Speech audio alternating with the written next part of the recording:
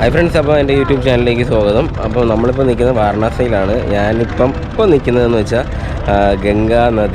ഗംഗാജി നദിയുടെ തീരത്താണ്. നമ്മുടെ മുമ്പിൽ കാണുന്നത് ഇത് ഗംഗാ നദിയാണ്.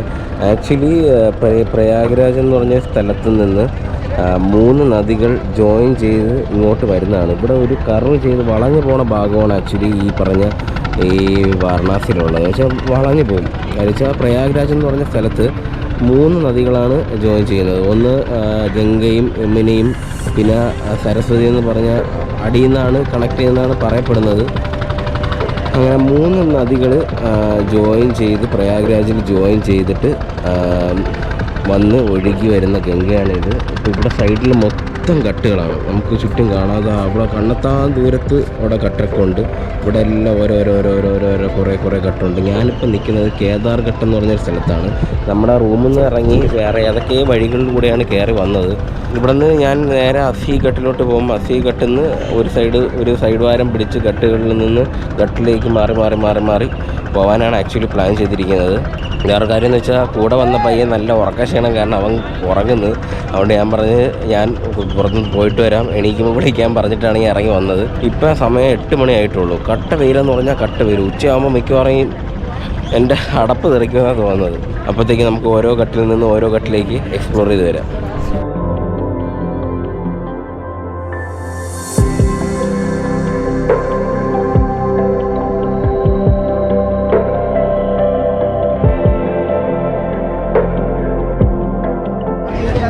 ഇതാണ് ആക്ച്വലി കേദാർ ഘട്ട്.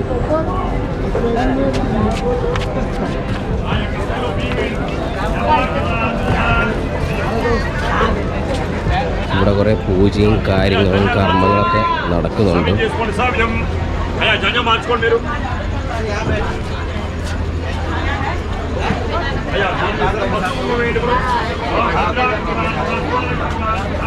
കട്ട സ്പിരിച്വൽ എന്ന് പറഞ്ഞാൽ കട്ട സ്പിരിച്വൽ.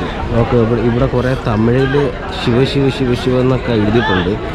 തമിഴർക്ക് വേണ്ടിയുള്ള കട്ടാണെന്നാണ് തോന്നുന്നത്. കണ്ട ഇവിടെ കർമ്മങ്ങളും കാര്യങ്ങളൊക്കെ നടക്കുന്നുണ്ട്. ഇവിടെ കുറേ ശിവലിംഗവും നന്ദിയും ഒക്കെ ചെറിയ ശില്പങ്ങളൊക്കെ കൂടെ ഉണ്ട്. ഇനി നമുക്ക് അടുത്ത ഘട്ടിലേക്ക് പോവാം. വഴി നടന്ന് അടുത്ത ഘട്ടിലേക്ക് പോകാൻ പറ്റുമെന്നാണ് തോന്നുന്നു.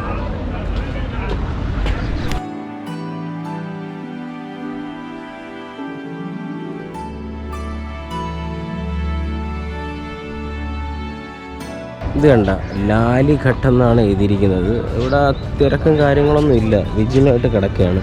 എനിക്ക് തോന്നുന്നു വലിയ ഫേമസ് അല്ലാത്ത ഒരു ഘട്ടം എന്നാണ് തോന്നുന്നത്. കണ്ട അടുത്തത് ഹരിശ്ചന്ദ്ര ഘട്ട്. കണ്ട ഇങ്ങനെ ഓരോരോ ഘട്ടം അടുത്തടുത്ത് ഒരു ഘട്ടെന്ന് ഉദ്ദേശിക്കുന്നത് തീരമാണ്, കടവാണെന്നാണ് ഉദ്ദേശിക്കുന്നത്. മനസ്സിലായില്ലേ? അതൊരു ഘട്ട്.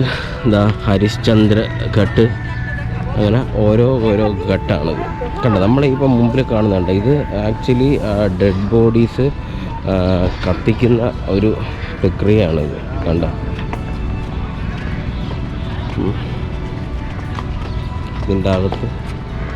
ഇതിൻ്റെ അകത്ത് ബോഡി വെച്ചിട്ട് കത്തിക്കും. അപ്പോൾ ഇന്ന് ബാക്കി കിട്ടുന്ന അസ്ഥിയൊക്കെ എടുത്ത് ഗംഗാ നദിയിൽ ഒഴുക്കുന്നതാണ് ആക്ച്വലി അതിൻ്റെ ഒരു രീതി. കണ്ട അവിടെ ഒരു സാമ ഇരിക്കുന്നുണ്ട്. വീഡിയോ എടുക്കാൻ പറ്റുമെന്ന് അറിഞ്ഞൂടെ, എന്നാലും പോയി നോക്കാം.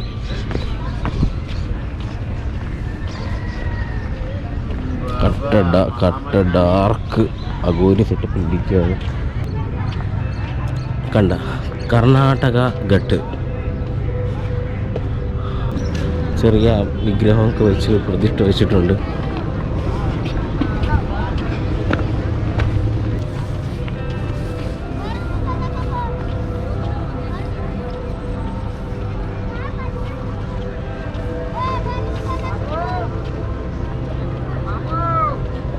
ഇത് അടുത്ത ഘട്ടിലേക്ക് നമ്മൾ എത്തിയിട്ടുണ്ട്. അടുത്ത ഘട്ടിൻ്റെ പേര് ഹനുമാൻ ഘട്ട് എന്നാണ്.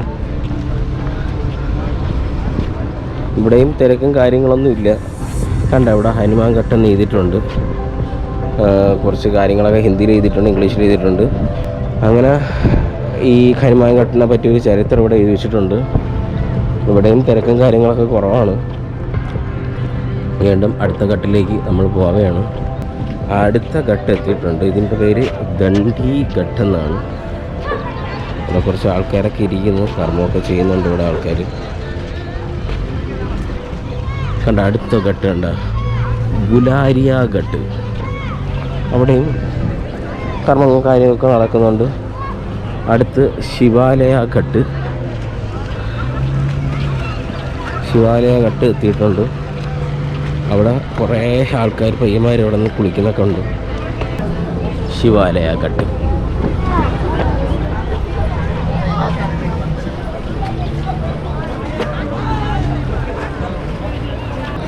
അടുത്തൊരു ഘട്ടിലെത്തിയിട്ടുണ്ട്. ഈ ഘട്ടിൻ്റെ പേര് മഹാനിർവണി ഘട്ട് എന്നാണ്. ഇവിടെയും ഒരു പിജിനായിട്ട് കിടക്കുകയാണ്. അപ്പോൾ എനിക്ക് തോന്നുന്നു രാവിലെ ആയതുകൊണ്ട് തിരക്കാവാത്തതാണോ എന്നറിയത്തില്ല. കണ്ട ഇവിടെ ഒരു പഴയ ഒരു കോട്ട പോലെ ഒരു സംഭവം കെട്ടി വെച്ചിട്ടൊക്കെ ഉണ്ട്. കണ്ട ഈ കോട്ടയിൽ എഴുതിയിരിക്കുന്ന ഒരു ഘട്ടാണ്. ഈ കോട്ടയിൽ എഴുതിയിരിക്കുന്ന ഘട്ടിൻ്റെ പേരെന്ന് വെച്ചാൽ നിരഞ്ജനി ഘട്ട്. അതാണ് ആക്ച്വലി എഴുതിയിരിക്കുന്ന ഘട്ട്. ഇവിടെയും ബിജിനോ ആയിട്ട് കിടക്കുകയാണ്.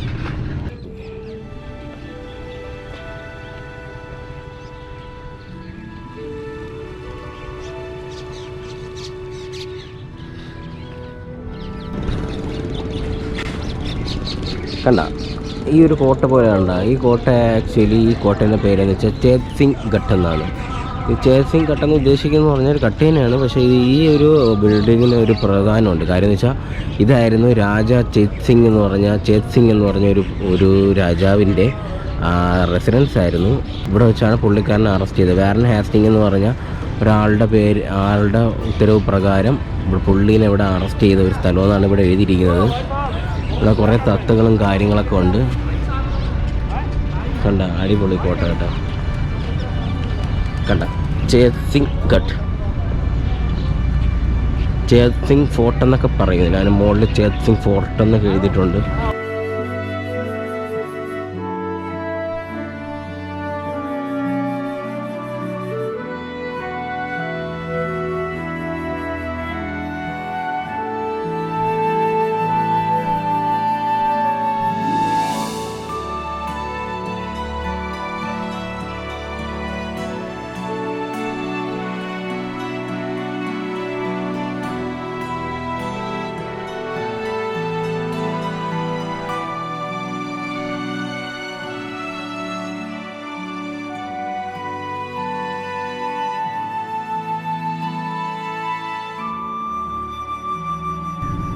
കണ്ട അടുത്തൊരു ഘട്ടിലേക്ക് നമ്മൾ എത്തിയിട്ടുണ്ട്.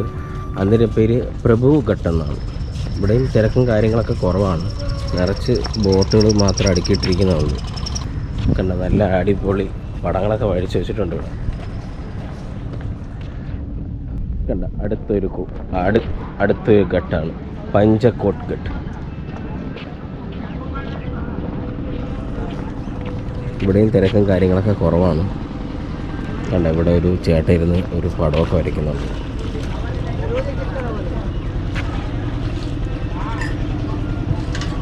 ആക്ച്വലി പുള്ളിക്കാരൻ ആ ഒരു ബിൽഡിങ്ങിൻ്റെ ഫോട്ടോയാണ് പുള്ളിക്കാരൻ വരയ്ക്കുന്നത്. അടിപൊളിയായിട്ട് വരയ്ക്കുന്നുണ്ട്. Okay super.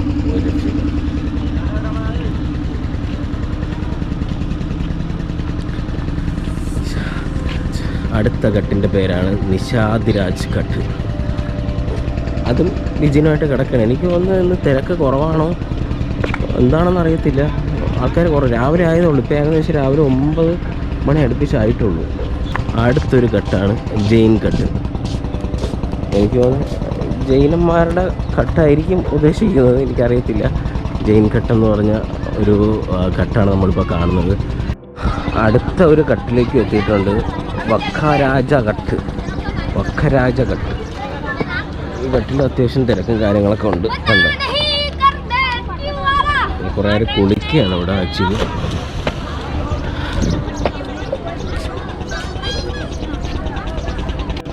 അടുത്തൊരു ഘട്ട് കണ്ട അനന്തമായി ഘട്ട്. സൂപ്പർ. ഒരു അഘോരിൻ്റെ ഫോട്ടോയൊക്കെ ഇവിടെ വരച്ച് വെച്ചിട്ടുണ്ട്. അടിപൊളി ഘട്ട്. ഡാർക്ക് മാതാ അനന്തമഴി ഘട്ട്. ഇങ്ങനെ കുറേ കട്ടുണ്ട്. ഒരെൻഡ് തൊട്ട് ഒരെൻഡ് വരെയും കട്ട് തന്നെയാണ്. നല്ല കാട്ട് വെയിലും ഉണ്ട് ഇവിടെ, ഒരു രക്ഷയില്ല. ഒരു കയ്യിൽ ഇൻസ്റ്റ ബാഗ്, ഒരു കയ്യിൽ ഗോപ്രോ. കൂട്ടുകാരൻ കിടന്ന് ഉറക്കുന്ന അടിപൊളിയായിട്ട്. നമുക്ക് ഉറങ്ങിയാൽ ശരിയാവില്ലല്ലോ, നമ്മൾ ഇത്രയും ദൂരം കഷ്ടപ്പെട്ട് വന്നതല്ലേ. അപ്പം ഇനി അടുത്ത വിശേഷം എന്ന് വെച്ചാൽ നമ്മൾ ഈ കട്ടുകളൊക്കെ കണ്ട് കാശി വിശ്വനാഥ ടെമ്പിളിൽ പോയി ഗംഗാരതിയൊക്കെ എന്നിവയായിട്ട് കണ്ട് ഇന്ന് മൊത്തം പരിപാടീസാണ്. എന്നിട്ട് നാളെ ഒരു ഉച്ചയൊക്കെ ആകുമ്പോഴത്തേക്ക് ഇവിടെ നിന്ന് തിരിച്ച് നേരെ മാവു എന്ന് പറഞ്ഞ സ്ഥലത്ത് പോകും. മാവൂൽ വെച്ച് നമ്മളൊരു ഫ്രണ്ട്, നമ്മുടെ കൂട്ടുകാരൻ്റെ സ്റ്റാഫിൻ്റെ കല്യാണമാണ്. അപ്പോൾ ആ കല്യാണത്തിന് പോകാനാണ് ആക്ച്വലി ഇങ്ങോട്ട് വന്നത്. അപ്പോഴത്തേക്ക് ഞാൻ റൂട്ട് തിരിച്ച് വാരണാസി വരെ കൊണ്ടുവന്നതാണ്. അപ്പോൾ എന്തായാലും വന്നതുകൊണ്ട് കണ്ട് കാണുകയും ചെയ്യാമല്ലോ. അങ്ങനെയൊക്കെയാണ് പരിപാടി. അപ്പം അടുത്ത കട്ടിലേക്ക് നമ്മൾ എത്തിയിട്ടുണ്ട്. ജാൻകി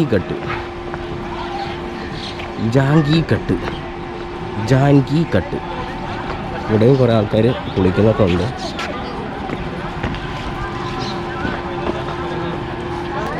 ഒരു സ്വാമി ഇരുന്ന് ഇവിടെ കർമ്മമൊക്കെ ചെയ്തു കൊടുക്കുന്നുണ്ട്. അടുത്ത കട്ടിലേക്ക് നമ്മൾ എത്തിയിട്ടുണ്ട്. ഇവിടെയും തിരക്കും കാര്യങ്ങളൊന്നും ഇല്ല. ഇവിടെ എനിക്ക് തോന്നുന്നു വാട്ടർ ട്രീറ്റ്മെൻറ്റിൻ്റെ ഒരു ബിൽഡിംഗ് ആണെന്ന് തോന്നുന്നു. എന്തോ മെഷീൻ ഓടിക്കൊണ്ടിരിക്കുന്ന സൗണ്ടൊക്കെ നമുക്ക് കേൾക്കാം. വല്ലാത്തൊരു ഫീലിംഗ് ആണ് കേട്ടോ, വെറുതെ പറയുന്നതല്ല, ഒരു ഫീലിംഗ് ആണ് കേട്ടോ. ഈ ഘട്ടിൻ്റെ സൈഡിൽ കൂടെ ഗംഗാ നദീൻ്റെ തീരത്ത് കൂടെ നടക്കുമ്പം ഒരു പ്രത്യേക ഒരു ഫീലിംഗ് ആണ്. നമുക്ക് ഒരു എനർജി, ഇങ്ങനെ പറയണമെന്ന് എനിക്കറിയത്തില്ല, പക്ഷേ വേറെ ലെവലാണ് സംഭവം. ഒരുപാട് ചരിത്ര പ്രാധാന്യമുള്ള ഒരു നദിയാണ് നമ്മുടെ ഗംഗാജി എന്നൊക്കെ വിളിക്കും, ഗംഗാ നദി. വീണ്ടും നടന്ന് വേറെ സ്ഥലത്ത് നിന്നിട്ടുണ്ട്. ഇവിടെ കുറച്ച് തിരക്കൊക്കെ കാണാൻ സാധിക്കുന്നുണ്ട്. കുറേ പേര് കുളിക്കുന്നുണ്ട്, കുറേ പേര് കർമ്മം ചെയ്യുന്നുണ്ട്. അടുത്തൊരു കട്ടിലേക്ക് എത്തിയിട്ടുണ്ട്. തുളസി കട്ടെന്നാണ് ഇതിൽ എഴുതിയിരിക്കുന്നത്. അത്യാവശ്യം കുറച്ച് തിരക്കൊക്കെ ഉണ്ട് ഇതിന്. പല ആൾക്കാരും കുറേ കർമ്മങ്ങളൊക്കെ ചെയ്യാനൊക്കെ ഇവിടെ നിൽക്കുന്നുണ്ട്. കുറച്ച് നല്ല തിരക്കുണ്ട് ഈ ഒരു കട്ടിൽ. അടുത്തൊരു കട്ടിൻ്റെ സൈഡിൽ എത്തിയിട്ടുണ്ട്. ഗംഗാ മഹൽ ഘട്ട് എന്നാണ് എഴുതിയിരിക്കുന്നത്. ഇതാണ് ഗംഗാ മഹൽ ഘട്ട്. അങ്ങോട്ട് പോകാം. അങ്ങോട്ട് നല്ല തിരക്കായിട്ട് നിൽക്കുകയാണ്. എന്താണ് നമ്മുടെ സ്കീമെന്ന് നോക്കിയിട്ട് വരാം നമുക്ക്. കാട്ട് വെയിൽ, ഒരു രക്ഷയില്ലാത്ത വെയിൽ കേട്ടോ.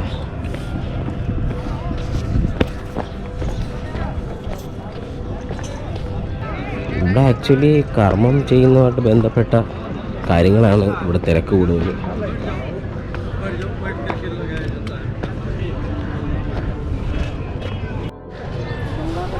ഇതാണ് അസിഘട്ട് എഴുതിയിരിക്കുന്നുണ്ട് അവിടെ. അസിഘട്ട് നമ്മുടെ ഇവിടെ കുറേ സംഭവങ്ങളുണ്ട്. ഇവിടെയാണ് ആക്ച്വലി ഗംഗ ആരതി നടക്കുന്നത്. സന്ധ്യയ്ക്കാണ് ഗംഗ ആരതി. നമുക്ക് അത് സമയമുണ്ടെങ്കിൽ നമ്മളത് മിസ്സാക്കത്തില്ല. ഇപ്പം ഇവിടെ വെച്ചാണ് ആ ഒരു ഗംഗ ആരതി നടക്കുന്നത്. കാണേണ്ട ഒരു കാഴ്ചയാണ്. ബോട്ടിലൊക്കെ നിന്ന് ആൾക്കാരൊക്കെ കാണും. നിറച്ച് അവിടെ അതിൻ്റെ അടുത്തൊക്കെ VIP ഗസ്റ്റൊക്കെ ഇരിക്കാനൊക്കെ സ്ഥലമൊക്കെ ഉണ്ട്. ഇതാണ് അസിഘട്ട്. ഇവിടെ ഒരു മെയിനായിട്ടുള്ളൊരു ഘട്ടാണ് ഈ അസിഘട്ട്. ഇവിടെ അത്യാവശ്യം ഗംഗ ആരതിയും എല്ലാ ഫങ്ഷൻസും ഒക്കെ ഇവിടെ നടക്കാറുണ്ട്. ഇവിടെ കുറേ വിദേശം പോലത്തെ കുറേ സാധനങ്ങൾ കൂടെ ഉണ്ട്. അസിഘട്ടാണെന്ന് തോന്നുന്നു ഫസ്റ്റ് ഘട്ട്. ഇനി അപ്പുറത്ത് വേറെ ഘട്ടുണ്ടെന്ന് അറിഞ്ഞുകൂടാ. ജസ്റ്റ് ഒന്ന് അങ്ങോട്ട് പോയി നോക്കാം.